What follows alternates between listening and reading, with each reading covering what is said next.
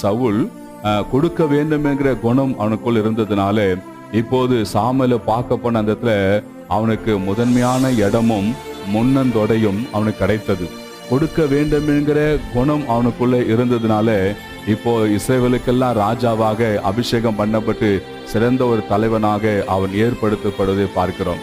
அடுத்தது கொடுக்க வேண்டும் என்கிற குணம் இருந்ததுனால இப்போ தீர்க்கதரிசிகளுடைய ஆவி அவன் மேல இறங்கும்படி தேவன் செய்தார். அவனும் தீர்க்க தரிசனம் உரைத்தான் என்று சொல்லப்பட்டது. அருமையான தேவ பிள்ளைகளே, கர்த்தருடைய ஊழியக்காருக்கு என்று யாரெல்லாம் கொடுத்து தாங்குறாங்களோ, யாருக்கெல்லாம் கொடுக்க வேண்டும் குணம் இருந்து கொடுக்கிறாங்களோ, அவங்கள ஆண்டவர் பாருங்க மிகப்பெரிய ஒரு அந்தஸ்துக்குள்ளாக கொண்டு வருகிறார். முதன்மையான இடம், ஒரு நல்ல அதிகாரம் உள்ள ஒரு இடம், நல்ல ஒரு அபிஷேகத்தை தேவன் தருகிறார். இங்க சவுல் இதெல்லாம் கிடைக்கும் நினைத்து செய்யவில்லை. அவன் இயல்பாகவே கொடுக்க வேண்டிய குணம் இருந்தனாலே